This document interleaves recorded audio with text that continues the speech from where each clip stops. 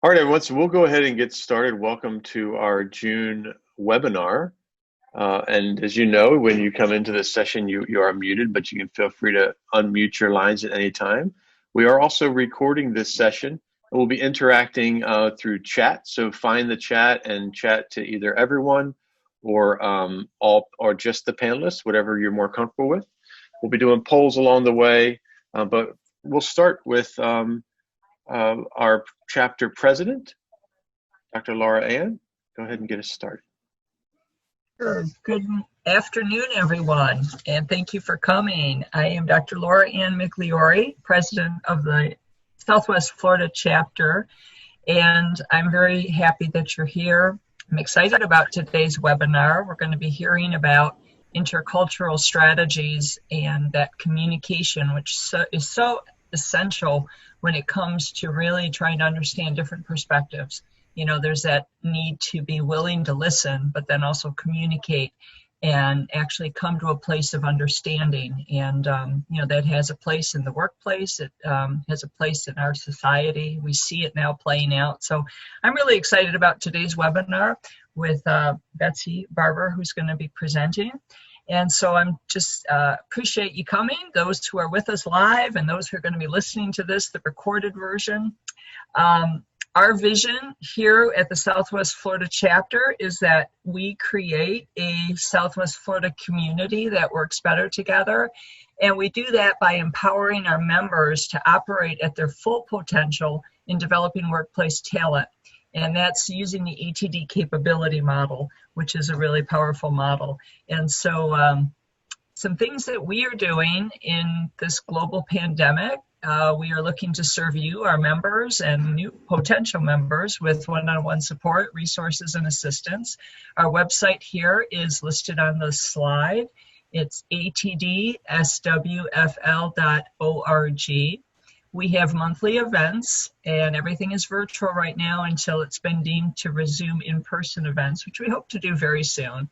And our webinars are really reflective on topics that are meaningful and relevant to today in the workplace and what that means for talent development professionals, but also that they aligned to the ATD capability model.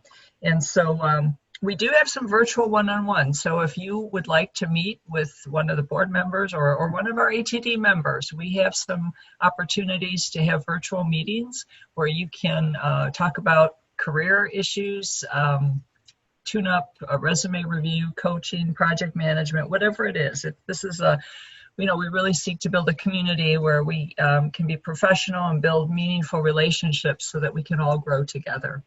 So that's what we're doing here, and we're happy that you're with us. It's my pleasure to introduce the Vice President, Janner Holliday of our events programming. So Janner, turn it over to you. Good afternoon, everyone. Thank you, Laura Ann. I appreciate that, and I'm really glad you guys are here this afternoon. You know, as Laura Ann mentioned, we're going to continue in the virtual world for a little while now. Again, like she said, I hope we'll be back to seeing each other in person. It's much more pleasant that way. But in the meantime, remaining virtual can allow us to connect and engage, but also remain at a safe distance at the time. We're going to continue to bring not only engaging content, but we're also going to continue to work throughout the year to bring you not just our regular monthly meeting content, but other things that we think are going to be valuable to you as professionals, for your organizations, that support the ATD model and support your personal and professional growth. You know, having said that, I'm very happy to have Betsy Barber, who is our speaker this afternoon. Betsy has a very interesting background. She spent the last several decades working off and on, and although she's back in the U.S. now, working off and on in North and West Africa in intercultural communication, learning, and development. So I'm very excited to learn what she's going to share with us. I can't wait, and I hope that you will join me in welcoming her. So, Betsy. Thank you so much, Janner. I really appreciate the introduction, and it's an honor and pleasure for me to be with you all today. And I want to up front say a special thanks as well to Julianne and also to Susan for the great PR work she did for the event, and also Aaron's our backroom guy today, and he's going to keep us all going and pull this off. So Thank you so much. Okay, so this session is being recorded, as been mentioned, and I am also going to be posting the PowerPoint on the ATD website. So do have pen and paper in hand, however, because, or your tablet notes, whatever, because you will perhaps want to be noting some key points. You'll be wanting to, there's a few chats that we're going to be doing, and you'll want to be noting from one chat to the next, because we'll be building on those. Also you might have a question that comes up. Feel free to interrupt at any time. You have to unmute yourself, but feel free to interrupt, especially for any clarifications. So we're going to move right through. The slide deck is very full. Okay, we could, yes, that's okay. Let's stay on this slide.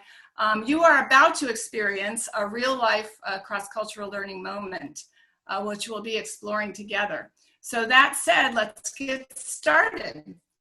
Safi, kasumai kap, muyukokabo, kasumai, kati kujolak, yo njome, kasafom kati kujolak sane, karesom jonsuba, para kasafom kati Amerik barber, karesom Elizabeth. Yeah, katsinde. Jijala yo, merci. Emite chami. Jipe kasanken jat di muyu, eban pop, wulibek kumikuk. Mante jipare pare? Yo, jajak. Okay. Now I am going to switch to English, which I think most of you, if not all of you, will understand a little bit better. And I'm going to point out that you have just experienced a real life cross-cultural learning moment, which we'll be exploring. Turn on the caption. Yeah, right. Okay, and I just got a note on my screen that my internet is unstable, so I hope we can pull this. What I wanted to do is point out that total, not to mention unexpected in this case, immersion in a foreign language and culture, even as limited as this was, can be really disorienting, but it can also be intriguing. So, and I do promise to speak English for the rest of our time together, but we'll be touching base back and forth in Africa. These pictures were all taken during my work time there, and throughout the session, we'll be looking at what I'm calling gems out of Africa, in order to pull you in and out of some cultural awareness and perspectives. Okay, let's go to the next slide. Thank you, Erin. The title of our presentation today is Laying Pro Foundations in a New World, Leveraging Personal Knowledge and Skills in the TD Capability Model. And I'll just note that this idea all started back in January in the old world. And so it's been developed as we all, as a global community, have gone through what I would call previously unimagined disturbance and changes. And then also the final touches have been put on in these past turbulent weeks here in America, and again, globally, because of what's been going on with the Black and Brown Lives Matter movements. And I want to just take my own moment to respect and make reference to that movement. And if any of you at any time during this presentation feel a moment or a thought or an idea or a question appropriate to either COVID-19 Survive to Thrive or the Black Lives Matter movement, let's talk about it. Let's bring it in. Okay, next slide, please. So a little bit of background.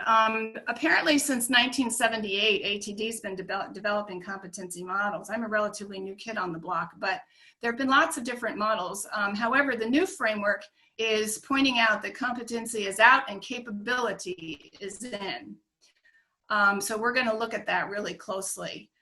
In the same decades, I've been learning from, adapting, and training cross-cultural workers across diverse models, all of which were centered in what we call here in the States, knowledge, skills, and attitudes, or the KSAs. And since 2011, my business, Global Skills, has been developing, field testing, and implementing innovative learning strategies, which I'm going to share with you today, for autonomous learners of all ages in multicultural contexts. So now in 2020, as ATD introduces their new model, it's the perfect time for Global Skills to come in and share some proactive learning strategies with you all today. Next slide, thanks, Aaron.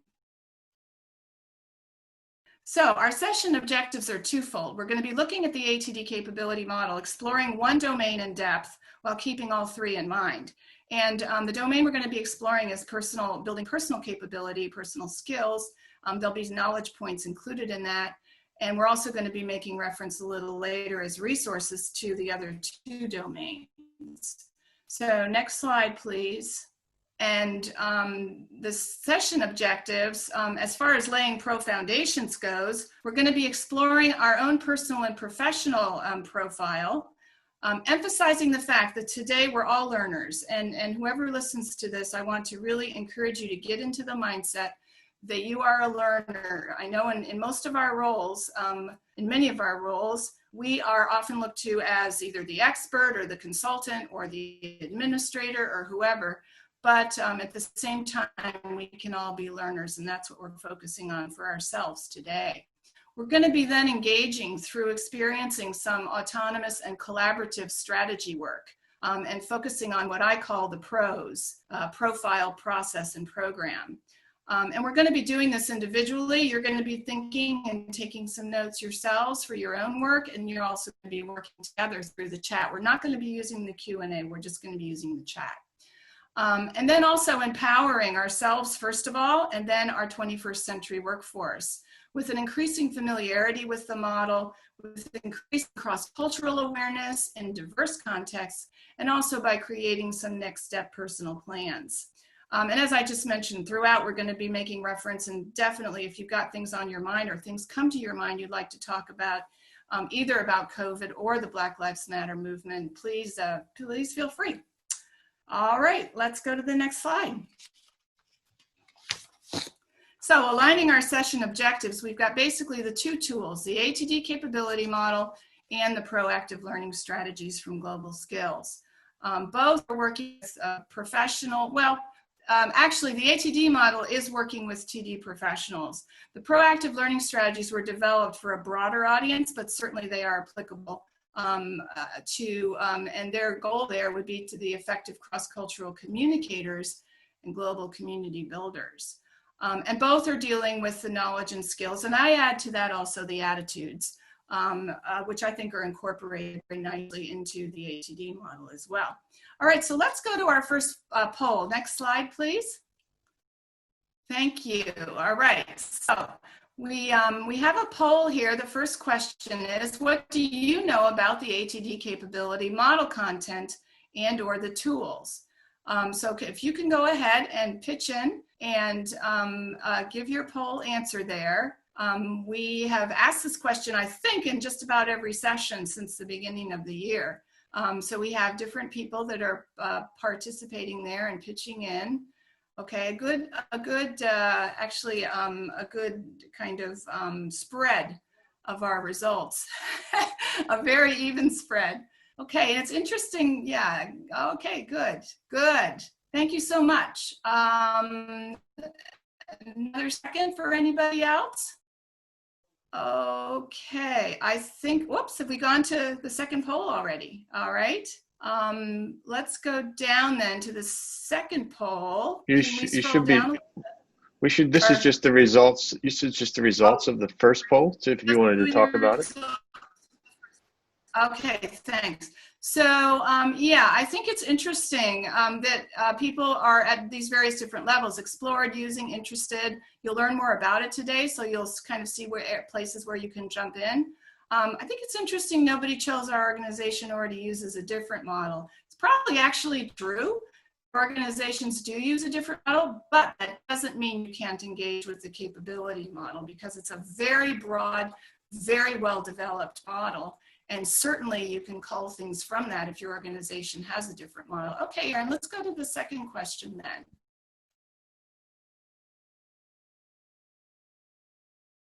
All right, the second question is, what term describes how you often feel when you engage in a cross-cultural experience? I wonder if people are actually seeing that on their screen. I'm seeing still the first one on my screen. But, were you wanting the Yeah. second question in the first poll, or were you wanting the second poll to come up? I'm sorry, the second question in the first poll, yeah. Okay, so bear with me here. No Apologies. problem. Yeah, my numbering was a little. You may need to scroll down to see them. What are your expectations for this session's takeaways? Is that what you're looking for? Yes, that would be the second question. Yeah, for some reason I'm not able to scroll down, but oh, there you go. Okay. It should yes, be there on the screen. Good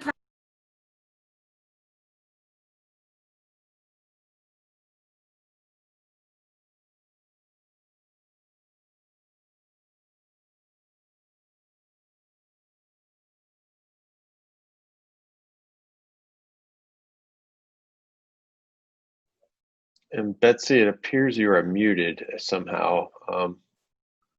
If you can hear me.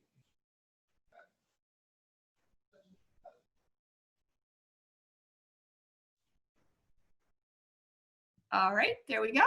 I'm unmuted and I'm back. Okay. Okay, so we're doing that second question of the first poll. Can you hear me okay? Yes, loud and clear. Yes, good. Okay. So we have the, okay, now I'm only seeing that first poll. Let me broaden my screen here. I can help you. So the expectations for the session's takeaways, the vast majority of folks said new insights. Again, a lot said new skills. One or two said new network contacts. Those were the expectations for this session. Very good. Thank you. Okay, can we advance now to the next slide? And we're going to dig in now to the domain that we've already mentioned from the capability model. And we're going to look at 7 of the capabilities first, just see them all. Those are all the ones in this domain, but we're also then going to go into the cultural awareness and inclusion one specifically, and the lifelong learning one. Okay, we can go to the next slide. Thank you. And actually the next one, good. All right, great. So ATD says that cultural, last one, go back one. ATD itself says that cultural awareness and the ability to foster an inclusive work environment are requirements in today's global business climate. And whereas you can see a general definition of culture there, let's move directly to this idea of cultural awareness and inclusion.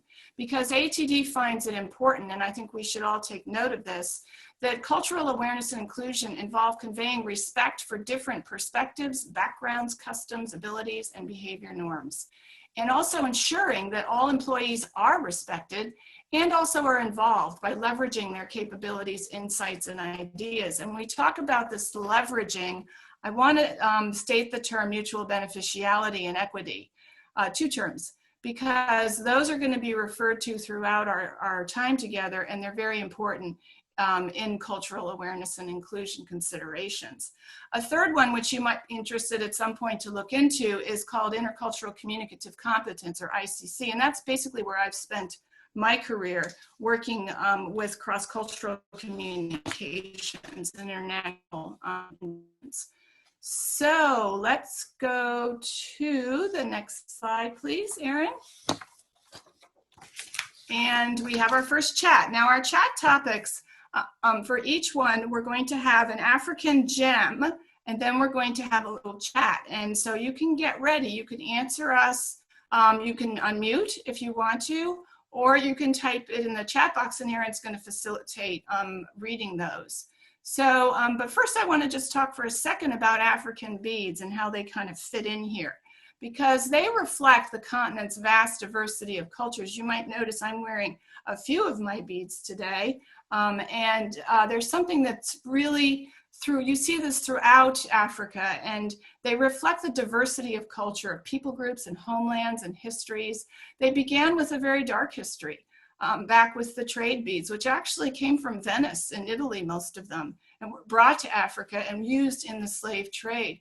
However, their passage through the centuries has really been redeemed to the point now where they're considered valuable possessions and pieces of beauty and art.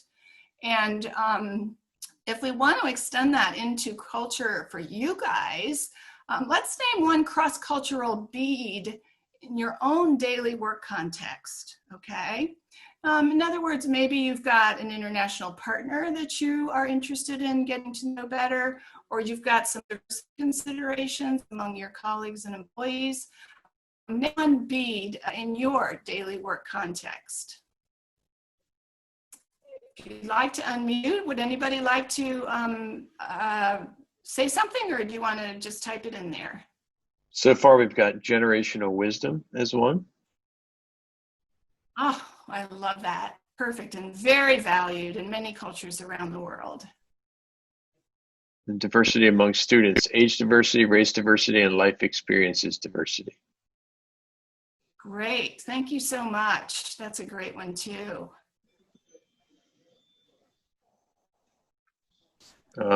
Diversity and culture. I see. You've got it. Yeah. Good. All right. Very good. Well, as we think about this, let's also then kind of put that aside for a second and go back to, next slide, please, our capabilities, because we're looking also then, as you see down there at number 7, at lifelong learning. And as intercultural workers, lifelong learning is super important. It's important for all of us.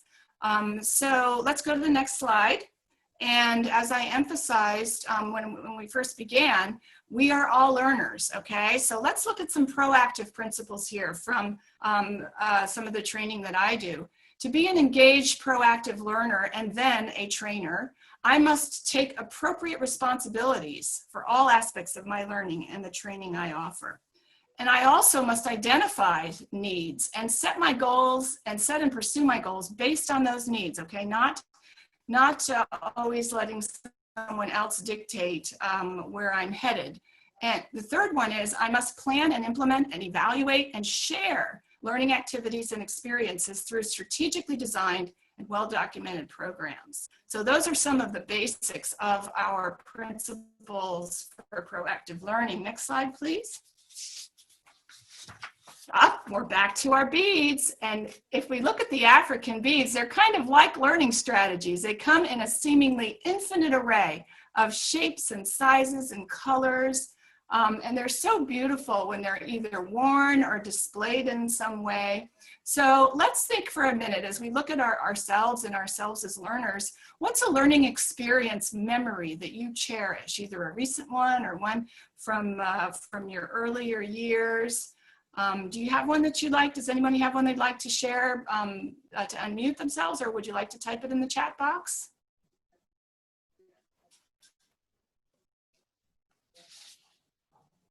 Are we getting any answers there? Oh my goodness, Vern, Reading Black Like Me. It's so interesting you say that. That was a fascinating book.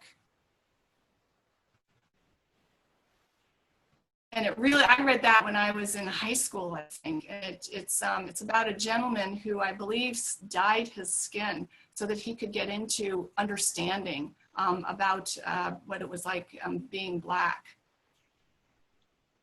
Okay, anybody else?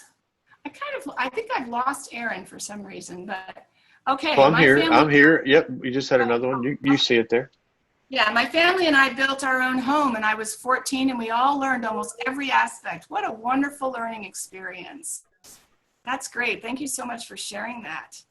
Okay. Well, we do have learning experiences that we cherish, and I think we all do. Let's go to the next slide, and we're going to really start to hone in now on these strategies for laying foundations, the profile, the process, and the program. And you can go ahead, I'm sorry, let's stay on this slide. I'm gonna do this by introducing you to another African gem, and it's called the Senegalese tea drink. And basically the Senegalese tea drink is something that happens just about every day throughout the country. And it involves 3 cups of tea that are brewed individually, and they're put in those little glasses there that you see at the bottom of that picture. And the tea drink normally takes 2 hours, but it's okay, don't panic. We're not gonna do the whole tea drink today. We're just gonna be taking quick sips. Okay, we can go to the next slide.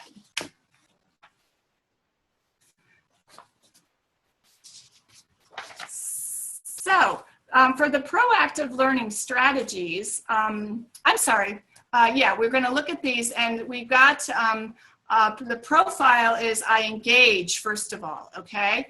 I engage to know myself as a learner, and these are a bunch of, you can see a bunch of different ways there that I do that.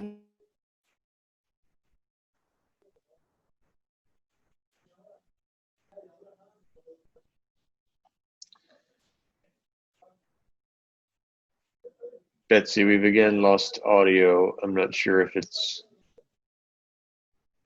And put it to work.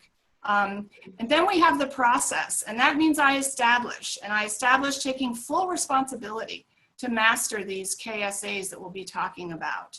And I take responsibility for my learning program. And also designing and implementing strategically integrated programs. This is all pretty general. We've got not a lot of time today, but each one of these, as you each know, could be really put together in a lot of detail. And the third one then would be the programs. And I experience learning by fully participating in and successfully completing the programs that I'm involved with. So let's go to the next slide. And we have a bit of a chat here now. Oops, I'm sorry. Okay, we have our, yes, our first cup of tea. Now this first glass of tea that we drink is going to be very strong, and it's going to be somewhat bitter, okay? And that's the way it is with the Senegalese tea. And isn't that also how it can be when we examine our own personal or professional profiles? Our learning experiences and styles, our motivations, needs, all of those different things, our past triumphs, a great experience, as someone shared earlier. But also, we also have to admit there have been failures and there have been difficult times. Okay, but as we get to know ourselves more intimately, there is indeed a very strong, we have our strengths as learners, just as the tea is strong. And also there might be some bitterness involved, and we can deal with those. Those are challenges that we can deal with. Okay, let's go to the next slide. And I'm going to do this for each of these 3. I'm going to talk a little bit about it, and then we're going to look at an ATD capability model application and an application from our own chapter that's been offered previously or that is that's available online, and then a few additional resources. So I hope when you come out of this, you won't feel too overwhelmed. I'm going to be, trying to stick to, some basic emphases, but you'll have plenty of things to go back to. So for the profile application, let's look at the capabilities self-assessment. And we'll do that in a second. That's a fully developed tool that's right there on the website, and you can do it. I know some of you already have done it. I've done it more recently also myself. And it's very revealing, and it'll be very helpful to build then a learning program, a learning plan. And one thing that I might mention from our Southwest chapter, for those of you are aware that if you attended the May session, that Vern Schellinger gave us a great, some great information about personal branding and communicating our expertise. And that is a very important part of our profile. So, so I have the sites there, links there, and they're also posted on the website. And then some additional resources, if you're interested in learner profile, would be learner identity and learning inventories, and you can contact me and we can talk about that. And a broader one, if you're interested in more the cultural side of things, would be a competency model, which has been used by the Council of Europe for decades. It's just actually been updated to a new model, like, kind of like what ATD has done. But if you look up Common European Framework, there's tons of interesting information about cross-cultural. Okay, let's go to the next slide. And this one just is actually from my own desktop recently when I took the self-assessment. So it leads you through very clearly each of the domains And each of the list of capabilities in the domains, it lists, it records your results, and then it directs you in various training directions. So it's a great tool. I would really recommend you look at it. Okay, let's go ahead then to our next chat, which is strategically defining my learner profile. Okay, so now we've talked about profile and some strategies. I did mention a needs analysis, but I'd like you to mention in the chat, and I'd like you to note this one down in your notes. What's one of your current learning needs right now that you're feeling you would like to pursue?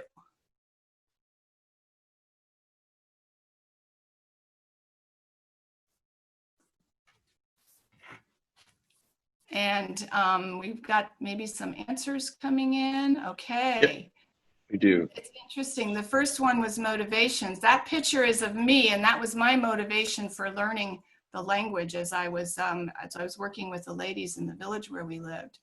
And Aaron, could you read a couple more of those? Sure. Yep, absolutely. Needs analysis and subsequent goals to set and pursue.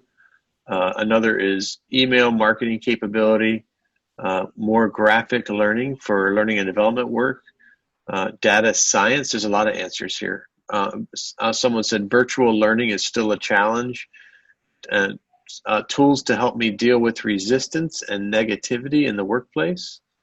And then another about online technology to deliver content interactively. Another technology tools, and then worker behavior and response. Okay, what a great array of needs. It's a great list. And I hope you did note it down because you're going to be returning to those. Okay, let's go to the next slide. And we have here our Senegalese tea drink back to cup number 2. Okay, now this glass is very sweet and very smooth. It's brewed very carefully. More sugar is added, the same tea leaves, a little more sugar, a little more water. And isn't that how it is when we have a good process? When we're taking responsibility and fully engaging in our learning process, and when we're taking the time to strategically plan, we have a learning plan or we have a strategic plan, our process can be very smooth and sweet. And that can be reflected then in how we can move into a good, effective program. So let's go to the next slide. And this one is actually going to go back to our initial little cross-cultural experience. And I'm wondering how you might have felt during that experience when I was speaking the language and you were not understanding what I was saying for the most part. So let's look at general cultural experiences. What terms describe how you often feel when you engage in a cross-cultural experience? You can choose as many as are true for you. I've launched the poll, and there's 2 questions to this poll as well if you want to scroll down. Okay, so go ahead and let us know. All right. I didn't give you the choice of all of the above, but you can choose all of them if you want. Oh, I love it that there's a very high percentage of people that are curious. That's great. That shows a real openness to cross-cultural learning and development. Very good. Boy, I would add myself. Oh, go ahead, Aaron. I was going to say I can end the poll and share the results with you here. Okay, thanks.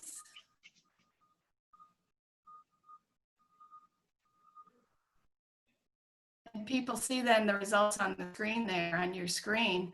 I'm interested that there's very low amount of confusion and no stress. Wow.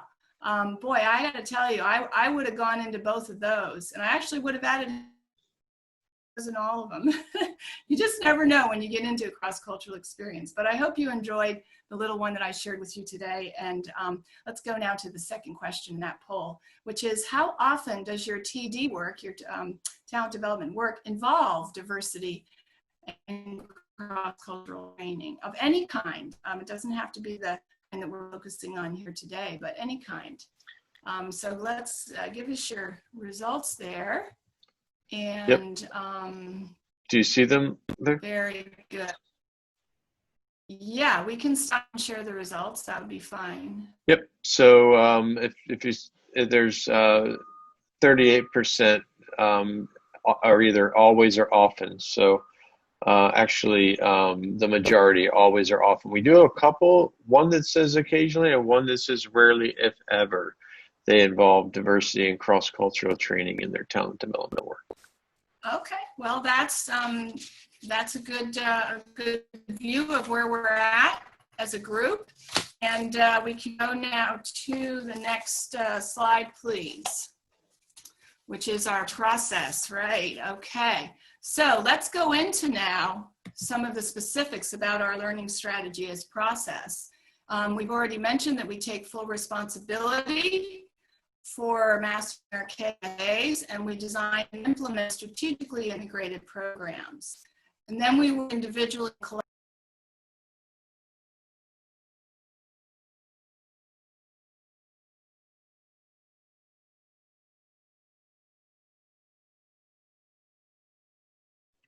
All right, Betsy, it looks like we lost you again, audio-wise, and if you are back. I'm back.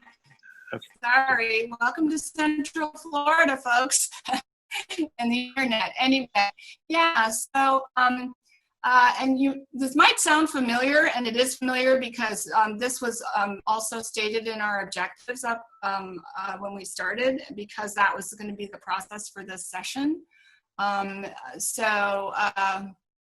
Now at domain number 2, actually, in the ATD capability model, which gives us some very good tools, developing our professional capabilities and working on some of that professional expertise. Lots of tools there. We'll see. We'll spend it. But another one that has come up in our recent April, Joanne Kuminski shared extensive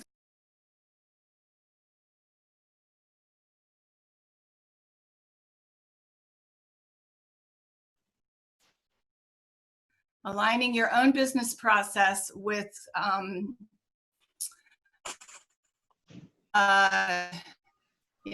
your own business process with the ATD model. And Joanne has a very nice learning plan process that she can that she shares on her website, and the links are there. The ATD model actually to date does not have a plan launched yet, but they're going to soon.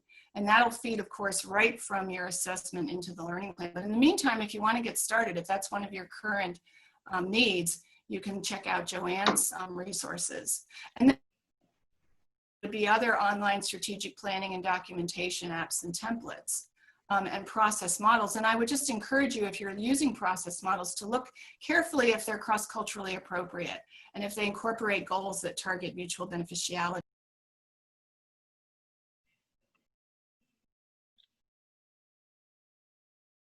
We're having some audio issues. Betsy, I think you're back again. Betsy, you maybe could switch to phone audio if you have a good phone connection, so we don't keep losing you there. We can continue to try this, but if you hit the down arrow by your microphone, you can probably do it via phone call if you think that would be better. It's entirely up to you. I hope people aren't getting too frustrated because I'm not exactly sure how I would do the phone at this point, but let's try to keep going. Good. Yep. Go for it. I mean, we were smoother at the beginning. Hopefully it'll smooth out here. And you can just kind of keep going with the slides when you lose me. All right. Thanks. Thanks, Jenner. That's encouraging.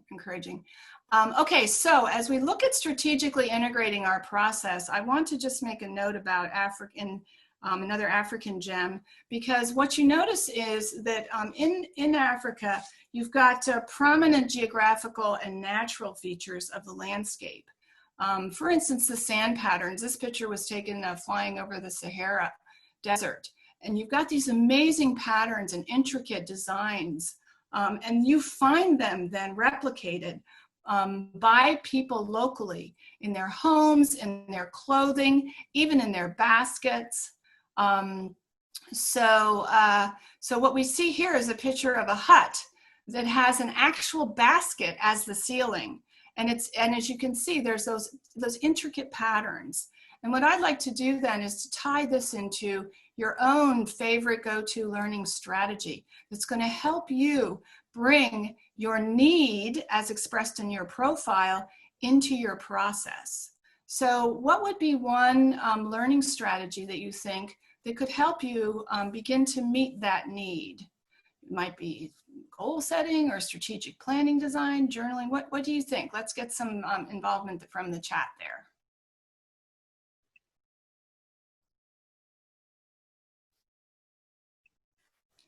What do we see here?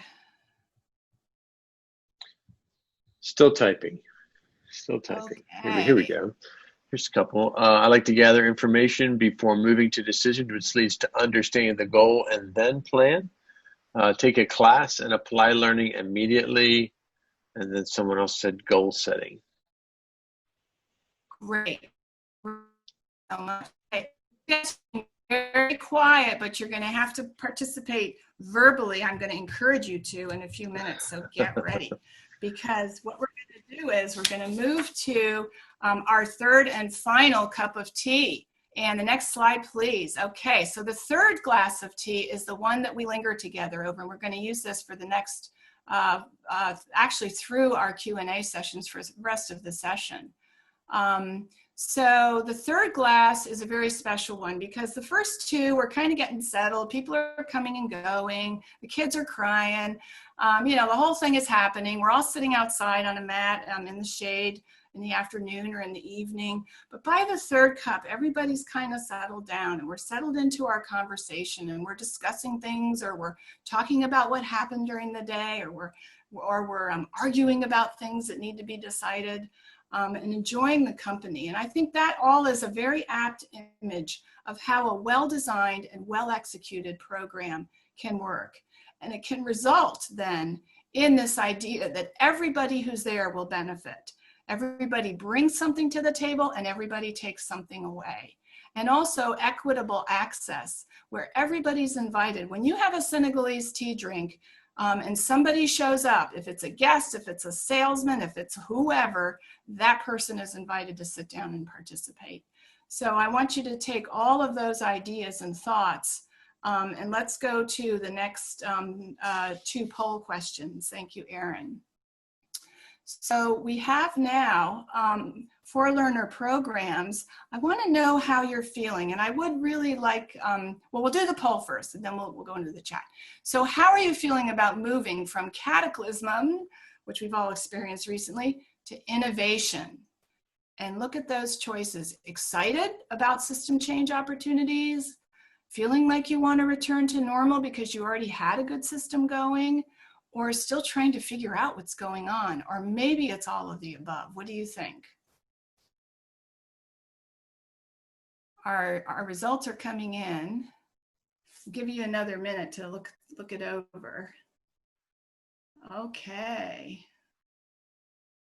And it's not a bad thing actually to you know, to be aware that you did have a good system going. Boy, I'm still trying to figure it out. I would agree with that person. That's for sure. Okay, we've got a great response there. Let's share the results with everyone.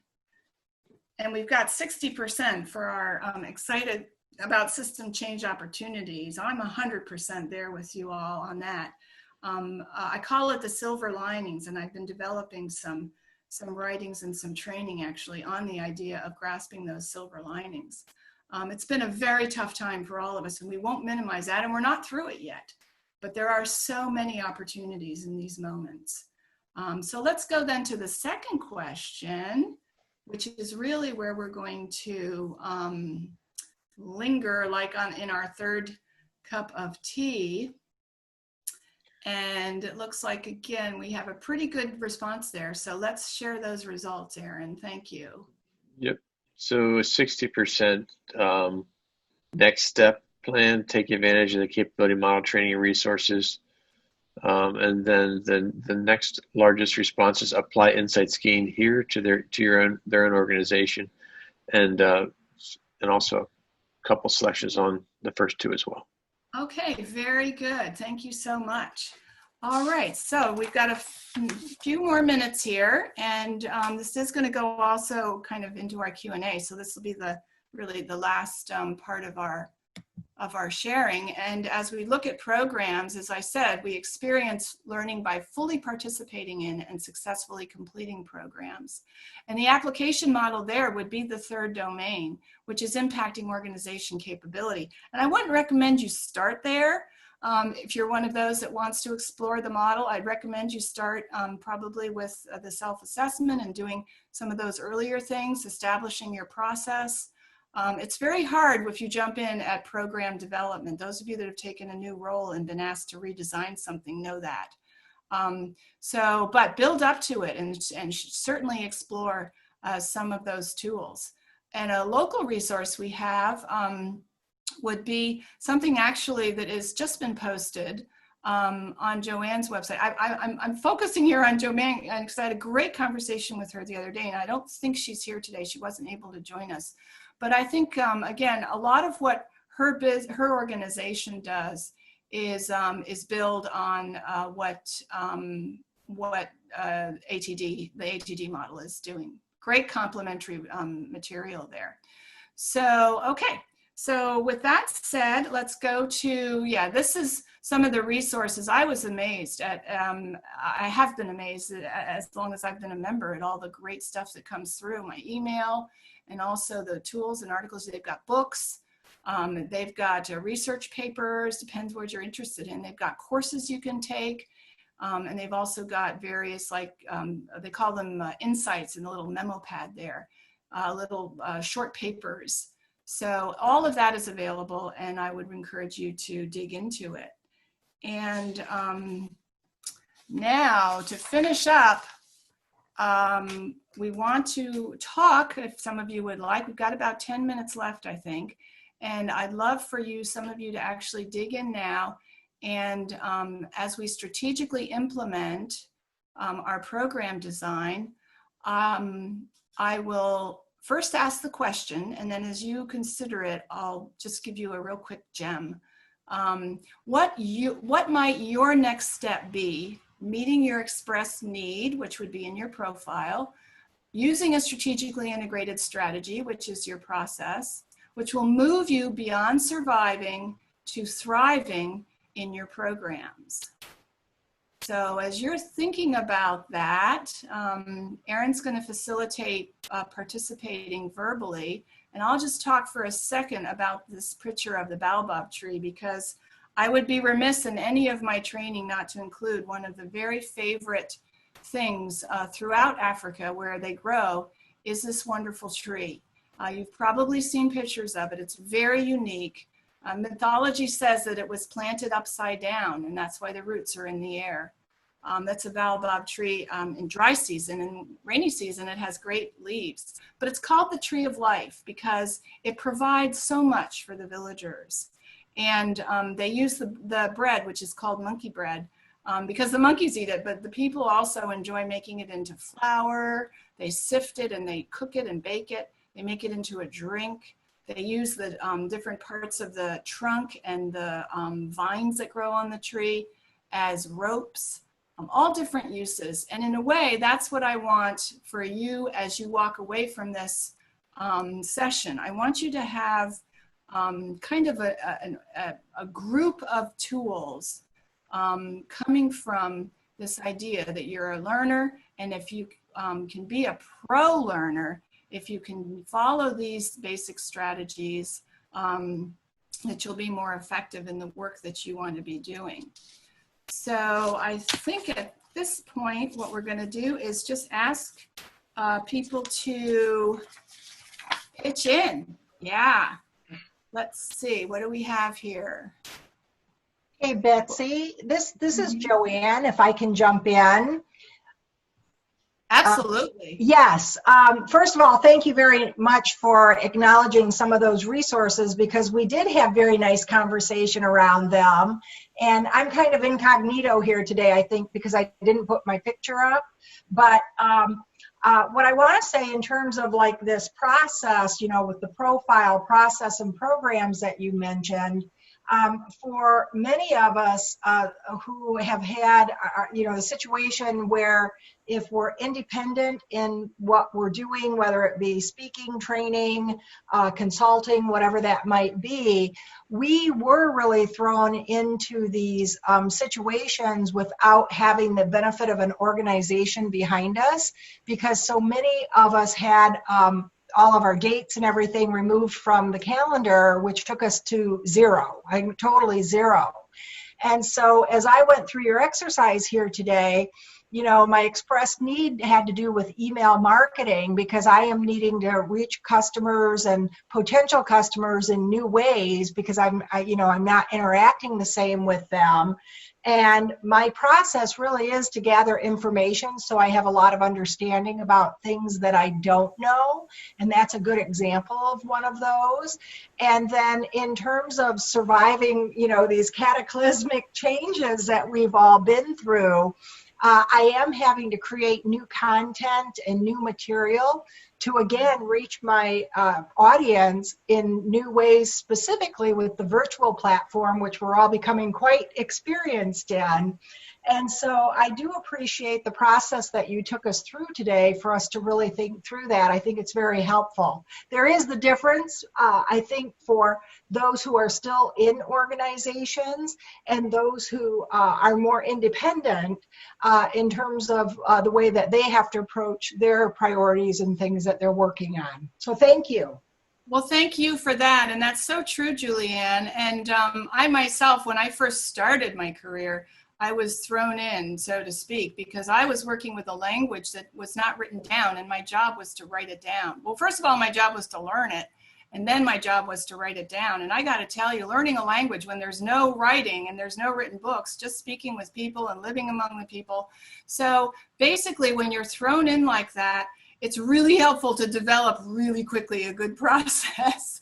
And I think that's why I focus so heavily for anybody, and even those, as you mentioned, that are in their organizations and they have defined roles and their meetings are set for them. There are things that they are learning along the way. And if they can get the idea that they take responsibility for that learning early on, then they're going to have those skills when eventually later they become more independent in their consulting or their training. So thank you so much. Anybody else?